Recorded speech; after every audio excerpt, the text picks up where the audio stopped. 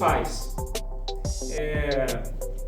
Eu não sei se você já estudou essa data, eu não tinha nunca pesquisado, né, de onde surgiu, qual foi a origem do Dia dos Pais. Então, pesquisando, eu descobri que a primeira celebração foi em 19 de junho de 1910, na cidade de Spokane, onde uma filha chamada Sonora Smart Dodge decidiu homenagear o seu pai chamado William Jackson Smart, um veterano da Guerra Civil que criou sozinho 6 filhos após a morte da sua esposa. Então a filha decidiu criar esse dia de homenagem ao seu pai e depois passou a ser realizada essa comemoração em 19 de junho. Porém, o Dia dos Pais chegou no Brasil somente em 1953 e chegou já numa proposta comercial, uma empresa desejando vender gravatas. E aí implantou-se, a partir daí então, o Dia dos Pais em agosto de 1953. Mas o tema da pregação de hoje é o seguinte: pais, os seus filhos sabem que Deus já providenciou o Cordeiro? Esse é o tema da pregação de hoje. Obviamente, o conteúdo da pregação não abrangerá somente os pais, abrangerá todos aqueles que são cristãos, que mostram evidência de serem cristãos. Mas o ponto de partida aqui é o seguinte: não existe fé sem evidência. Não existe fé sem evidência. Evidência de fé é o quê? É mudança de pensamento. Evidência de fé muda o pensamento, gera confiança. Evidência de fé mudou o pensamento, gerou confiança, gera experiências com Deus. Evidência de fé muda pensamento, gerou confiança, gerou experiências com Deus. Deus é glorificado na terra. Deus é conhecido na terra. Evidência de fé muda pensamento, gera confiança, a gente tem experiências com Deus, Deus é glorificado e a gente tem histórias para contar da providência de Deus na nossa vida. Então, sendo assim, hoje, o Espírito Santo nos conduzirá a partir da narrativa de um homem, um pai chamado Abraão. Eu acho que talvez todos aqui já ouviram falar de Abraão. Se você desejar abrir sua Bíblia para consultar algumas coisas que eu não vou colocar aqui, a gente vai começar a partir do capítulo 12 do livro de Gênesis, sobre essa narrativa, e veremos o que o Espírito Santo tem a nos dizer nessa noite. Vamos lá, primeiro alguns episódios da vida e da longa narrativa da vida de Abraão. O primeiro esse pai recebeu o contato de Deus. Em Gênesis 12, Deus faz o contato. Deus chama Abraão. O evangelho pregado na sua essência, sempre ensina que o primeiro contato vem de Deus, não parte de nós. Efésios capítulo 2 diz: pela graça que sois salvos, isso não vem de nós, é um presente de Deus. Em Gênesis 12, como que Deus faz o contato com esse pai? Está assim, no verso 1, o Senhor tinha dito a Abraão: deixe sua terra natal, seus parentes e a família de seu pai, e vá à terra que eu lhe mostrarei. Farei de você uma grande nação, o abençoarei, tornarei o seu nome famoso, você será uma bênção para outros. Abençoarei os que te abençoarem e amaldiçoarei os que te amaldiçoarem. Por meio de você, todas as famílias da terra serão abençoadas. Então vamos lá, Deus faz um contato, faz uma promessa. Por meio de Abraão, até hoje, nós estamos sendo abençoados. Eu vou explicar isso mais à frente. O contexto diz que Abraão partiu, ele obedeceu, ele levou Ló, seu sobrinho, junto com ele. Abraão tinha 75 anos, saiu de uma terra chamada Harã, foi com a sua esposa ainda chamada Sarai. seus bens, rebanhos, servos, e seguiu para a terra de Canaã. Então esse pai recebe um contato de Deus. Segunda coisa do episódio da história de Abraão é que esse pai passou por experiências desafiadoras. Eu não vou colocar aí, porque a gente não tem tempo para isso, mas dos capítulos 12 a 16 do livro de Gênesis, houve uma terrível fome em Canaã. Deus manda ir para Canaã, mas há uma terrível fome. Aí eles vão partir para o Egito, em Gênesis 12:10. Quando chegam no Egito, a sua bela esposa é tomada pelo faraó. Toma dele, a esposa. Deus intervém e envia pragas sobre o faraó, sobre os membros da casa de faraó. Faraó devolve a esposa. Ele nem toca na esposa, porque Deus intervém. Abraão teve conflitos entre seus familiares e a família de seu sobrinho, Ló. Aí em Gênesis 13 eles se separam. Abraão entra em guerra em Gênesis 14 para salvar o seu sobrinho Ló, que vários reis invadiram a terra de Ló. Abraão entra numa guerra e vence. Em Gênesis 15:4, Abraão recebe uma promessa de Deus. Você terá o seu próprio filho. Sara era estéril. Você terá o seu próprio filho. Anota aí esse texto, a promessa. Você terá o seu próprio filho. Gênesis 15:4. E em Gênesis 15 ainda, Deus faz uma aliança com Abraão sensacional. Aí, em Gênesis 16, Abrão ainda chamado, ele era chamado de Abrão ainda, e Sarai dão um jeitinho para ter um filho por meio de uma concubina, de uma escrava. Deus já tinha prometido, você terá o seu próprio filho. Origem de você. Eles dão um jeitinho. Experiências, ele passa por experiências desafiadoras, mas deram um jeitinho em Gênesis 16. Após essas experiências que eu listei, esse pai recebeu uma revelação mais profunda de quem é Deus. Vejamos bem, Deus faz um contato. Pelo contato que Deus fez, ele obedece e tem várias experiências, boas e ruins. Agora, Deus se revela de uma maneira mais profunda em Gênesis capítulo 17. Vejamos como Deus revela de maneira mais profunda.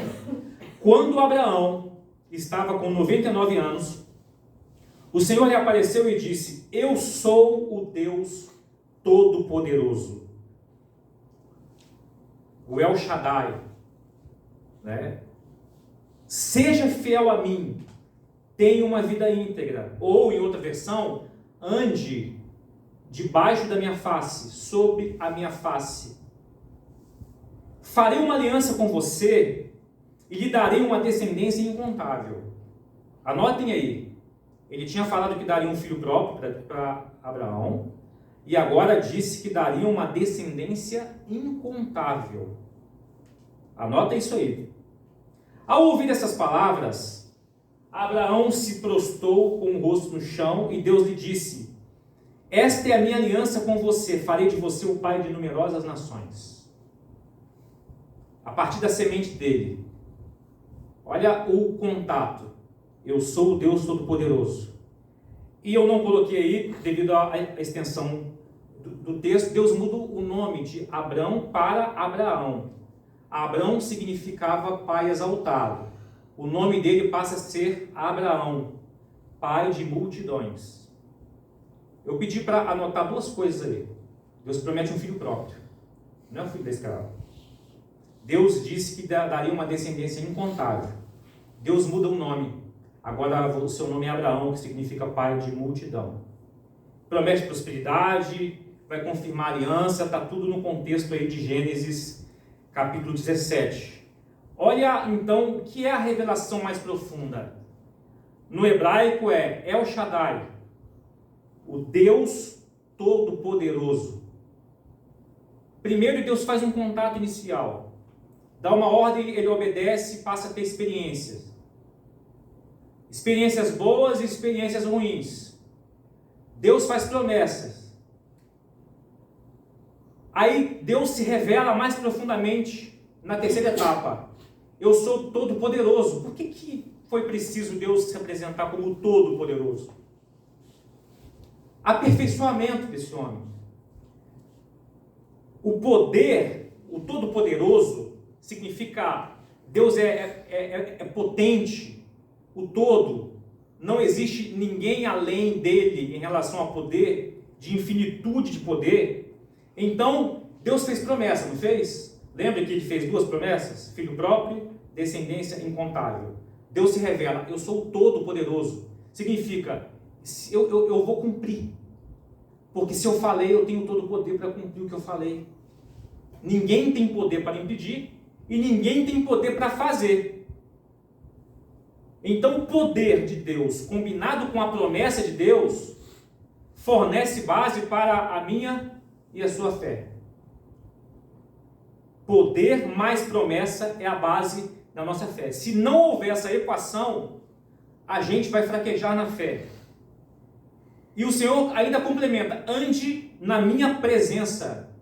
No original, face. E seja perfeito. Numa tradução mais simplificada, diz assim, caminhe na vida em contato comigo. Gênesis 17. Caminhe na vida em contato comigo. Ande na minha face, sob a minha face, tudo que você for fazer, Abraão, olhe para mim, eu estou te olhando. Eu sou o Todo-Poderoso. Eu sou o El Shaddai, eu sou a providência. Providência não virá de você, virá de mim, eu vou cumprir tudo que eu te prometi. Daí do capítulo 18 até o 21 de Gênesis, Abraão teve várias outras experiências. Mas não para por aí. Quando chega no capítulo 22, esse pai é aperfeiçoado por Deus. Aperfeiçoado de experimentado, de testado. Testado para fortalecimento. Veja bem o que aconteceu. Algum tempo depois, Deus pôs Abraão à prova. Gênesis 22, 1. Deus pôs Abraão à prova. Ensaio, entre parênteses. Abraão, Deus chamou. Sim, respondeu Abraão. Aqui estou. Disse Deus, tu tome o seu filho, o seu único filho, Isaque, a quem você tanto ama, vá à terra de Moriá, lá em um dos montes que eu lhe mostrarei, ofereça-o em holocausto. Sabe o que é o holocausto?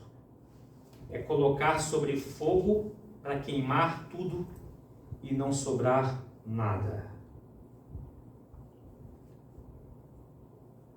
Já não bastava as dificuldades que esse pai passou,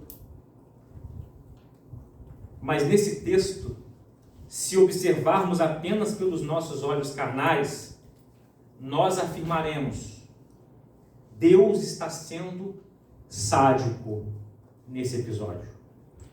Sádico é aquele que gosta de ver as pessoas sofrerem. Se formos olhar apenas com os olhos carnais, Deus está sendo sádico nesse episódio. E ainda fala, o seu filho único, a quem você tanto ama. Parece que Deus está em disputa com esse pai, certo? Não parece que Deus está disputando com esse pai, numa queda de braço com esse pai, entre Deus e Abraão, para ver quem se sobressai?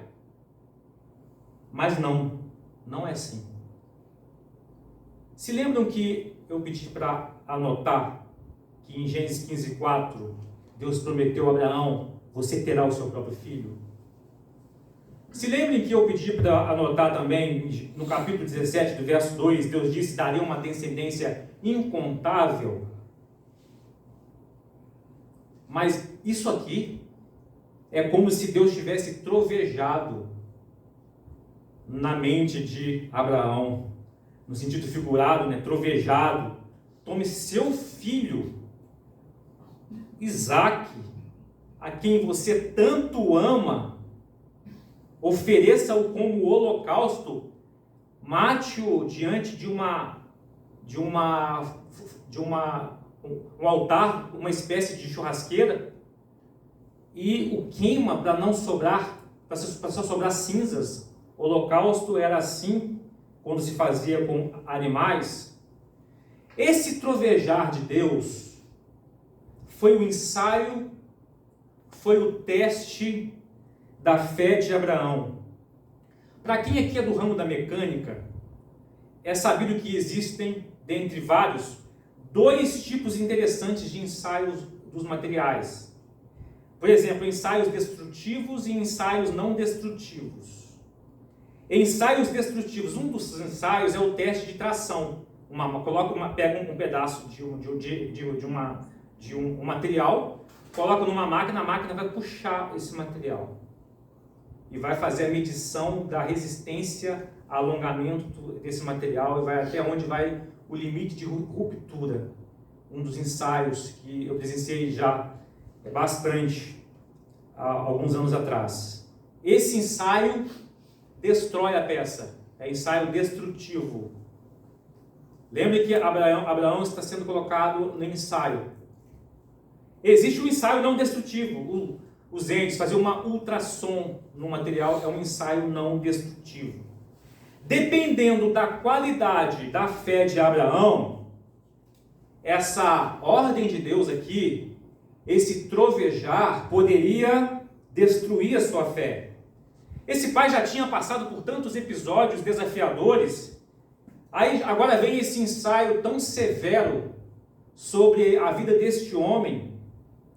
Que loucura, que choque, que seria uma ferida no peito desse pai.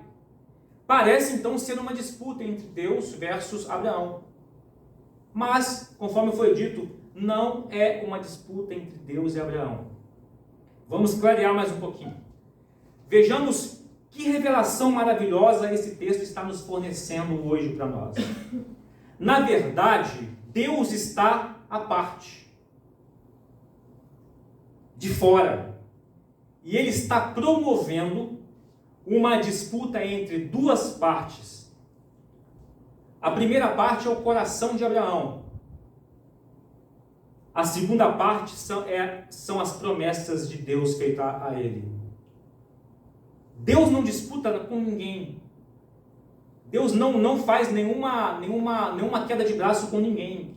Inclusive rola por aí que Deus está em queda de braço com o diabo, compartilha essa mensagem com tantas pessoas, aí aparece lá Jesus, o diabo, em queda de braço. Não existe isso. Deus não entra em disputa com ninguém. A disputa é o coração de Abraão versus a promessa que Deus fez de que daria um filho próprio e faria a partir do filho incontáveis, uma grande descendência, ao ponto de abençoar todas as nações da terra. Abraão, então, aqui passa um conflito espiritual de consciência de fé em Gênesis 22. O contexto diz que ele se levantou pela manhã, recebeu a ordem, preparou o jumento, leva consigo 2 servos e leva o seu filho Isaque. Ele corta a lenha pela manhã, faz o fogo para transportar o fogo e partiu para o lugar que Deus tinha indicado. No terceiro dia da viagem, gente, o lugar era muito longe. No terceiro dia da viagem, Abraão levantou os olhos e viu o lugar de longe. E disse para os seus 2 servos: fiquem aqui com o jumento. O rapaz e eu, ou seja, Isaque, meu filho e eu, iremos mais adiante, vamos adorar a Deus e voltaremos. Vamos adorar a Deus e voltaremos. No verso 5 do capítulo 22. Então, Abraão, no verso 6 do capítulo 22, pôs a lenha sobre os lombos de Isaque, e ele próprio levou o fogo e a faca. Enquanto os 2 caminhavam juntos, Isaque se virou para Abraão e disse: Pai, Imagine o eco, né, no coração de Abraão. Pai, a pergunta foi: temos fogo e lenha, disse Isaque, mas onde está o cordeiro para o holocausto? Abraão responde no verso 8 assim: Deus providenciará o cordeiro para o holocausto, meu filho, respondeu Abraão. E continuaram a caminhar juntos. Eles chegam no local. Abraão constrói um altar de pedras, geralmente era de pedra, tipo uma churrasqueira. Arruma lenha sobre o altar, amarra o seu filho Isaque e coloca ele no altar sobre a lenha. Pega a faca para sacrificar o filho, e nesse momento o anjo do Senhor chama do céu: Abraão, Abraão. Aqui estou, respondeu. Não toque no rapaz, disse o anjo. Não lhe faça mal algum. Agora eu sei que você teme a Deus. De fato, não me negou nem mesmo seu filho, seu único filho. Então Abraão levantou-se, abriu os olhos, viu um carneiro preso pelos chifres num pedaço de árvore, pegou o carneiro, ofereceu um holocausto no lugar do filho. E aí ele chamou aquele lugar de Jeová Jireh, que significa monte do Senhor providenciará, ou o Senhor proverá. Vejamos bem, o conflito foi entre o coração de Abraão e as promessas que Deus já tinha feito para esse homem. O que então aconteceu na mente de Abraão quando ele passou por essas experiências? Olha que coisa muito interessante que passou na mente de Abraão, que muita gente pode não ter captado. Hebreus capítulo 11 nos ensina o que passou naquele momento na mente de Abraão. Olha o que está escrito nas Escrituras. Pela fé, Abraão, ao ser posto à prova no ensaio de tração, para ver se a fé ia trair ruptura, ofereceu Isaque como sacrifício. Abraão, que havia recebido as promessas, lembre-se disso, estava disposto a sacrificar seu único filho. Embora Deus lhe tivesse dito: Isaque é o filho quem depende de sua descendência. Conclui-se, então, que se Isaque morresse, ele concluiu, se Isaque morresse, Deus tinha poder para trazê-lo de volta à vida. E em certo sentido, ele recebeu o seu filho de volta dos mortos. Por quê? Ele iria mesmo matar o filho, porque Deus ordenou entregar como uma oferta. Obviamente, nas Escrituras, Deus nunca pediu o sacrifício de vida humana. O sacrifício da única vida humana e divina foi o de Jesus.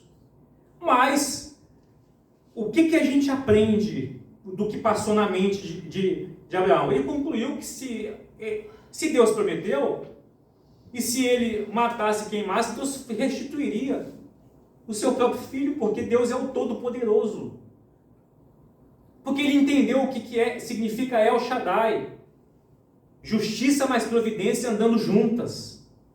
Que demonstração sensacional de fé desse homem. Que ensaio indestrutível. Que fé indestrutível.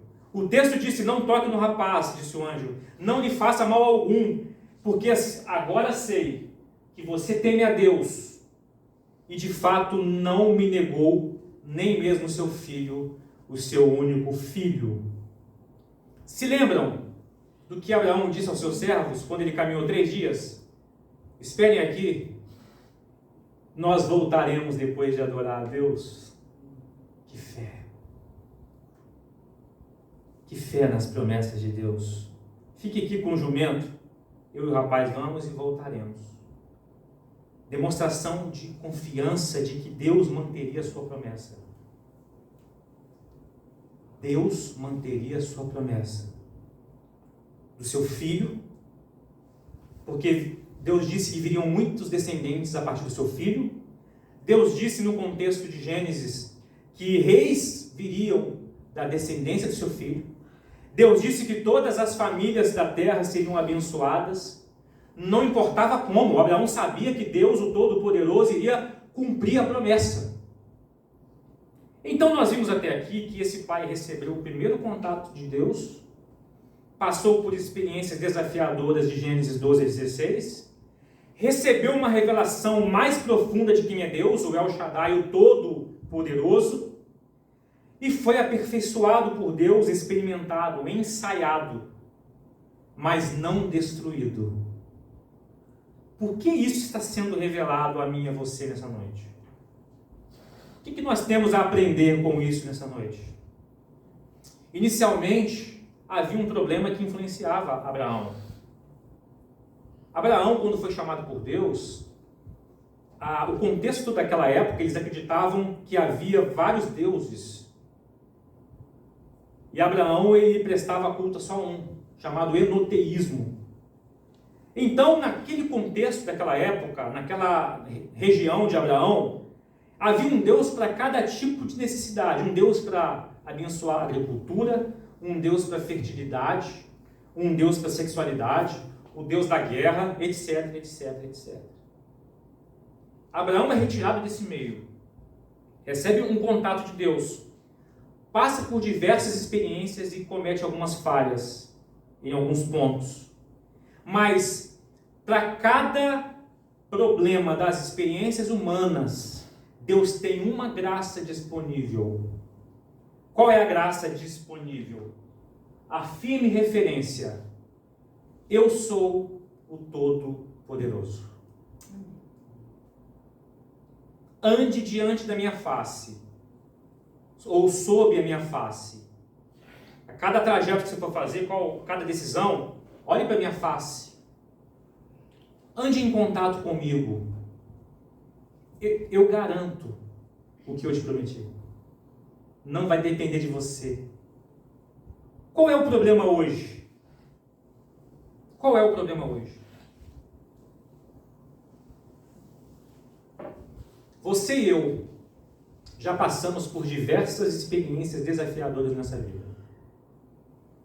Ou estamos passando por momentos muito difíceis, ou você e eu passaremos por momentos muito difíceis ainda, que a gente não sabe o que virá amanhã. O próprio Jesus diz: basta cada dia o seu mal, não se preocupe com amanhã, mas se prepare para andar debaixo dos olhos do Todo-Poderoso. Então, assim como Deus fez com Abraão, Deus se apresenta, ou para quem não é da fé, ou Deus já se apresentou a nós, para quem já está num tempo de caminhada. Para quem está começando a caminhada, Deus se apresenta e chama a salvação. Para quem já está na caminhada, Deus já se apresentou. Mas há um problema, há desafios, mas diante dos problemas e desafios que a gente enfrenta na vida, há uma graça disponível, assim como houve a graça disponível para Abraão. É essa aqui, a firme referência: eu sou o Todo-Poderoso. Ande diante da minha face. Caminha na vida em contato comigo, em outra versão. E continua: tenha uma vida íntegra. Você acredita e vive isso? Ou a sua fé tem sido destruída no teste da caminhada? Pergunta para a gente pensar agora. Você acredita que o Todo-Poderoso está com você? Você acredita que a disponibilidade de Deus, da face dele, olhar para os seus caminhos, por tudo que você for fazer, e o acreditar faz com que a gente tenha integridade de vida? Ou a sua fé tem sido destruída no teste da sua caminhada? No teste de tração que você está passando, já passou, rompeu? Não suportou? A graça está aqui. eu sou o Todo-Poderoso. Mas muitas vezes a gente não acredita que Ele é o Todo-Poderoso. A gente confia em outras coisas, pessoas, outros amores maiores do que o nosso Deus. Perguntas do Espírito para você. Você tem olhado a face de Deus em tudo que planeja fazer? Você faz contato enquanto caminha por essa terra? Você anda sob a face de Deus, o olhar de Deus? Você tem percepção de que o que você está planejando, ou fazendo, ou caminhando, ou agindo, a face de Deus está disponível, não para te condenar, mas para ser o Todo-Poderoso? O resultado de não andar debaixo da face de Deus é destruição da nossa fé. É perda de integridade. O primeiro sinal que a nossa fé está não resistindo ao teste da tração ou da compressão é a perda da integridade de vida. Porque a gente começa a dar jeito próprio. E a gente começa, inclusive, a querer receitar para Deus soluções para a nossa vida.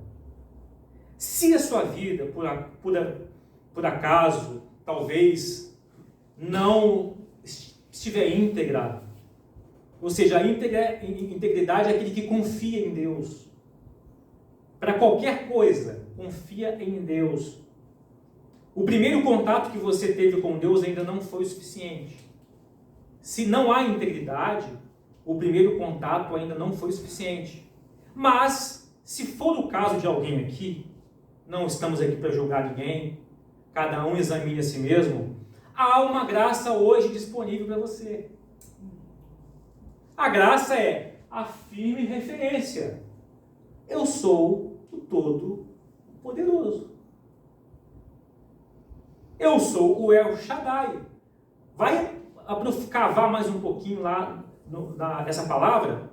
El Shaddai tem a ver com uma conjugação de justiça. Ele tem toda a justiça para te defender de qualquer coisa. Ele tem toda a justiça para julgar os seus inimigos que entrarem no seu caminho. Ele tem toda a justiça para estabelecer princípios para mim e para você. O Todo-Poderoso estabelece princípios para mim e para você, porque nós não temos o poder. É para andar debaixo da face dele. Então, conjuga-se o El Shaddai, o Todo-Poderoso, justiça mais providência, ou seja, toda a potência, todo o poder está com ele.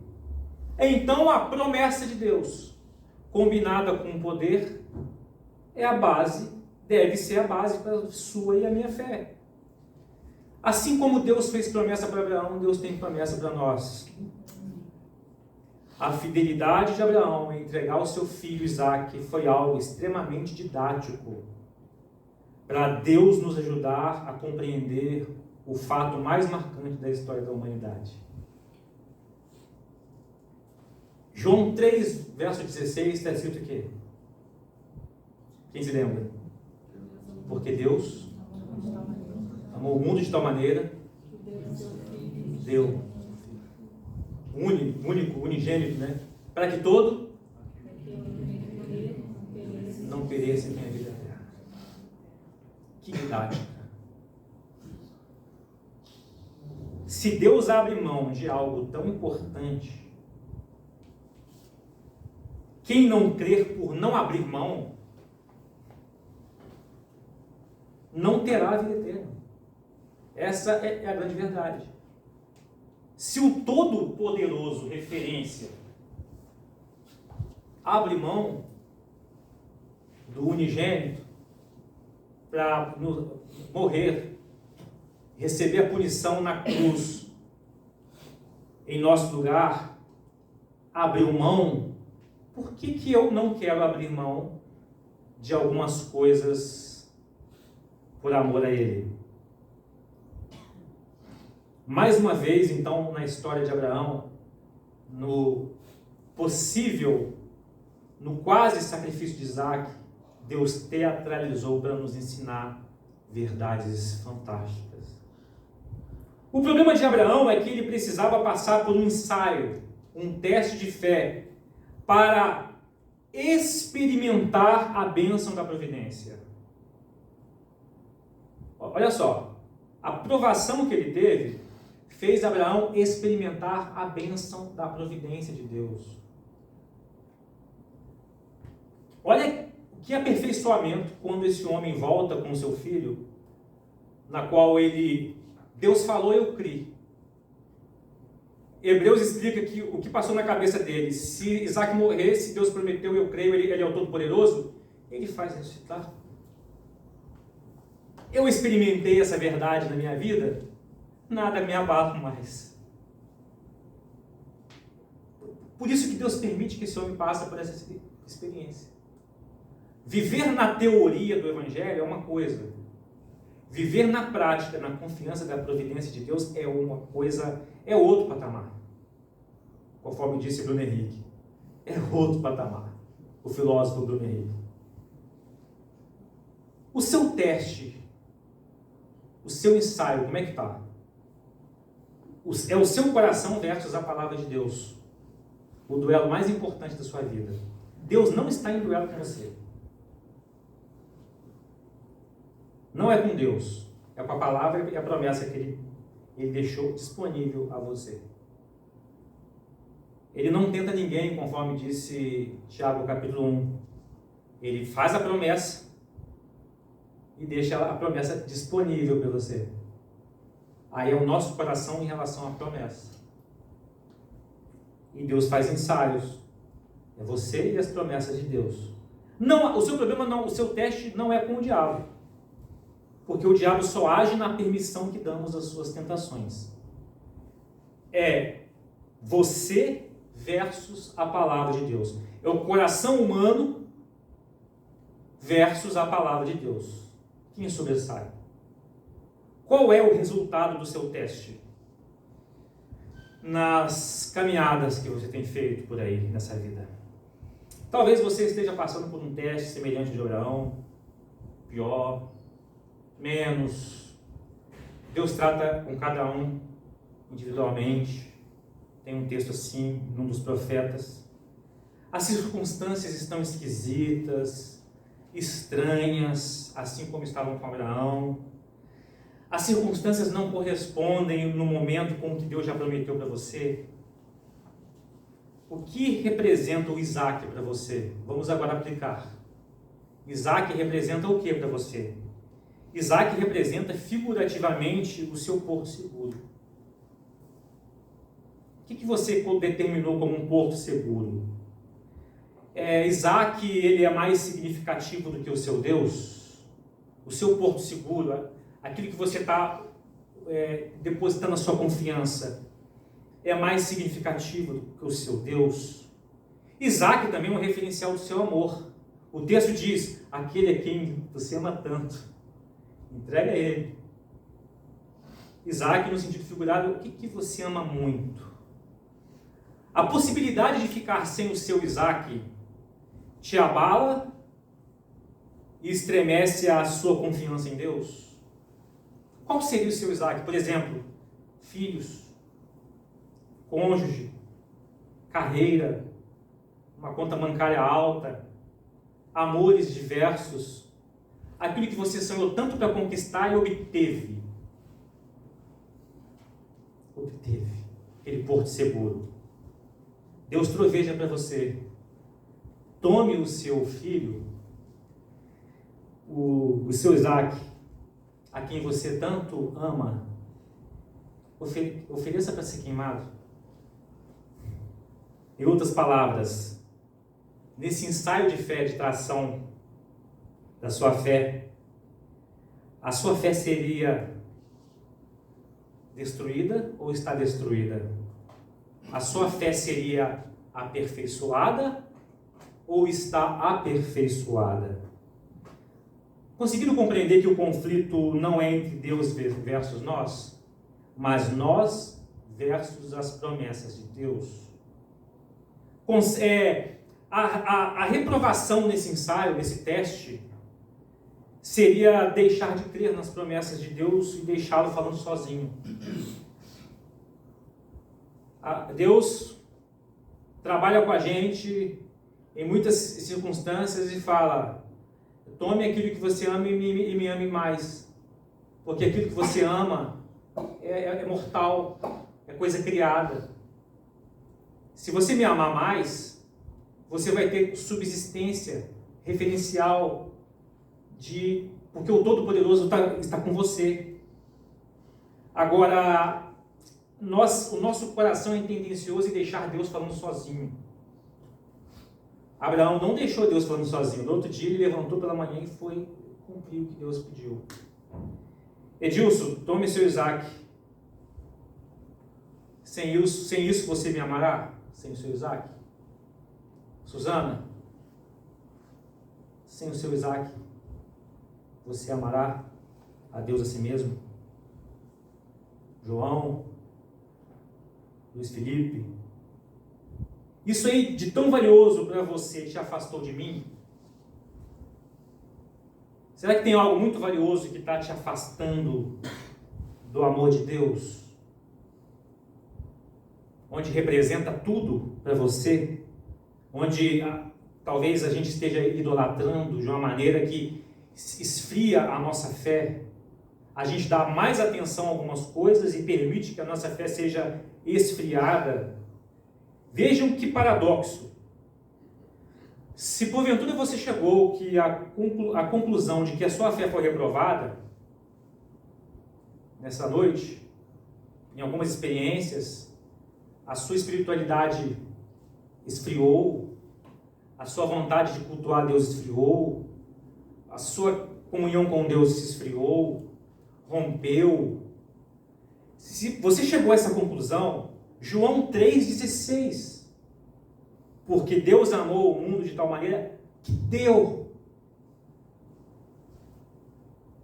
o mais importante dele para você. Olha que paradoxo. Aí a gente coloca coisas mais importantes e não dá a nossa vida para Deus. E ele que fez o referencial de ser o Todo-Poderoso, imortal, infinito,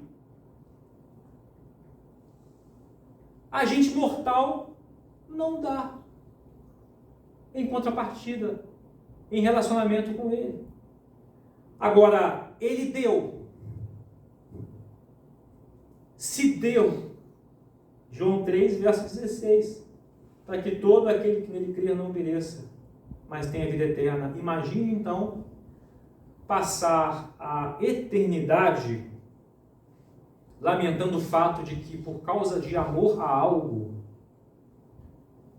carreira, profissão, amores diversos, dinheiro, qualquer coisa que você está tirando o seu amor a Deus, a sua comunhão com Deus. Imagine passar a eternidade lamentando que por causa do amor a algo, daquilo que você mais ama, você não creu no Filho de Deus. E você e eu desprezamos a liberalidade do Pai Celestial. Liberalidade, Ele deu o seu Filho. Ninguém compete com Deus em dar alguma coisa.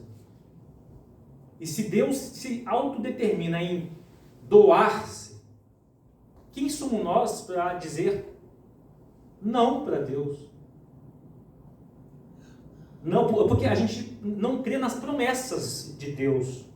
Então, irmãos, a gente precisa refletir nessa noite e considerar a possível necessidade de arrependimento e restaurarmos a confiança na providência divina. Eu costumo dizer lá em casa, quando a gente está passando por desafios, vários desafios, o problema é de Deus.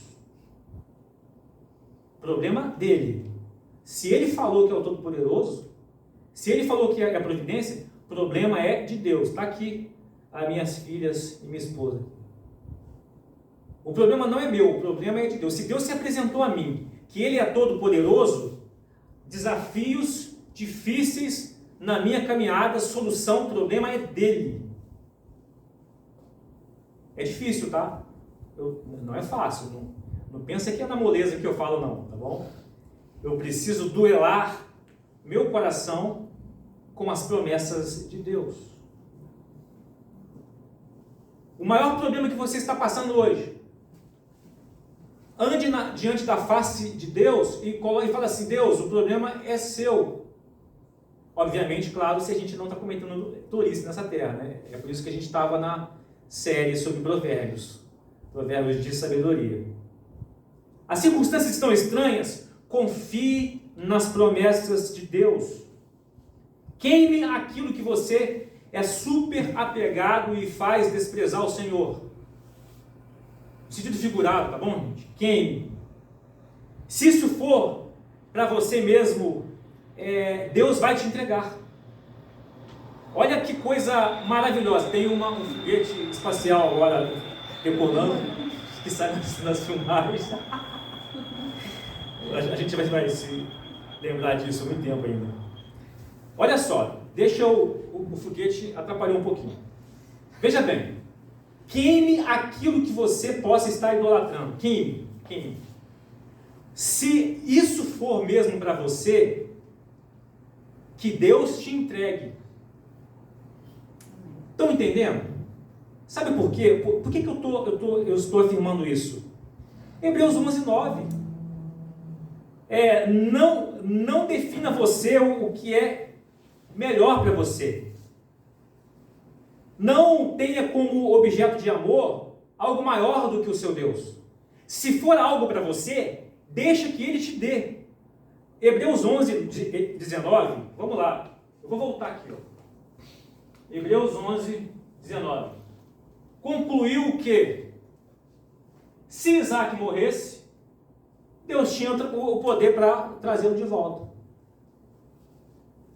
E em certo sentido ele recebeu o seu filho de volta dos mortos. Eu não sei se eu estou conseguindo fazer ser entendido. Se Deus tirar de você, se for para ser para você, Ele te devolve. Ele só está te ensinando que os seus amores a coisas, a pessoas, acima do amor a Ele, só vai te fazer mal. Só vai te trazer dor. Você vai estar lutando, esmurrando sozinho na vida, sendo que tem um referencial aqui, ó. Olha que referencial.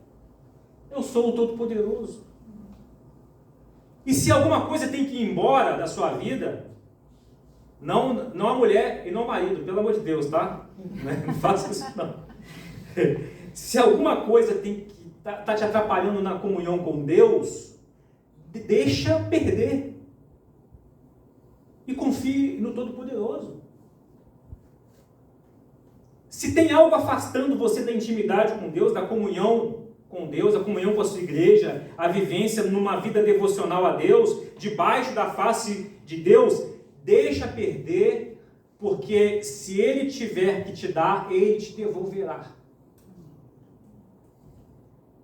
Espero, se eu não estou conseguindo ser muito claro, que o Espírito Santo ilumine você nessa noite. Esse texto de Hebreus 11 é demais. Ele concluiu que se Isaac morresse, Deus tinha poder para trazer de volta. Então ele não lamentou. Ele não entrou em pânico. Em certo sentido, Isaac morreu no coração, porque ele ia fazer. Mas Deus dá Isaac de volta. Volta com seu filho, porque tem o cordeiro. Tem um carneirinho aqui para você sacrificar.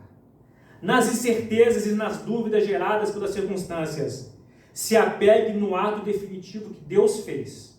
O seu Deus Pai fez. Sacrificou o seu Filho para nos salvar dos amores que nos levarão para a perdição eterna. Essa história de Abraão é para te ensinar isso. Deus quer te salvar dos seus amores que vão te levar para a perdição eterna. E Ele entregou o seu Filho. Ele doou. E daí fica aí, como é o dia dos pais, mas serve para todo mundo, Pais, os seus filhos sabem que Deus já providenciou o cordeiro?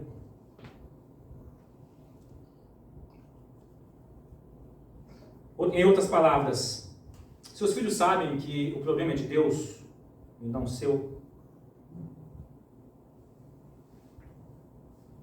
A sua vida andando debaixo da face de Deus, os seus filhos estão observando isso e você está ensinando eles na sua vivência? Gênesis 22:12 diz assim: agora eu sei que você teme a Deus de fato. Para concluir, irmãos, existe uma frase assim: macaco velho não põe a mão em cumbuca. Quem conhece essa frase?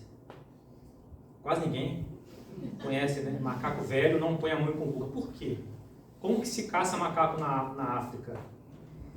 Os nativos pegam uma cumbuca, colocam uma banana dentro ou amendoim. Eu vi um documentário também sobre isso. Eles fazem também buraco em barranco, apertado, que dá só para ele enfiar a mão. E coloca o amendoim ou banana. Aí o macaco vai lá e enfia a mão. Pegou. O macaco não solta. Ele fica travado. Ele não solta o objeto de amor dele, que é a banana e o amendoim. Aí o caçador chega assoviando. Tranquilamente o macaco está lá, agarrado ao amendoim e à banana. O caçador pega e mata o macaco.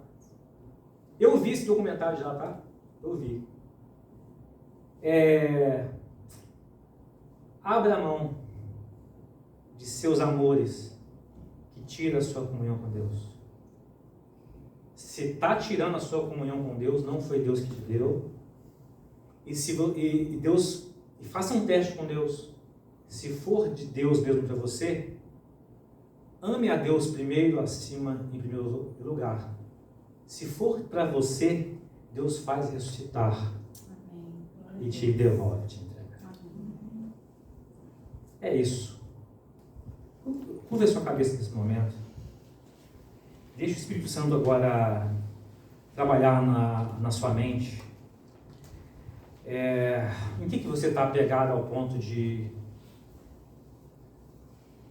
não amar mais a Deus? Será que tem alguém aqui nessa situação onde coisas, carreira, trabalho, famílias, dinheiro, profissão, amor, eros, é tão mais importante do que o próprio Senhor? Se você está passando no teste, no ensaio, ou a sua fé, aconteceu uma ruptura na sua fé. E a primeira consequência da ruptura é a integridade. A integridade ser quebrada.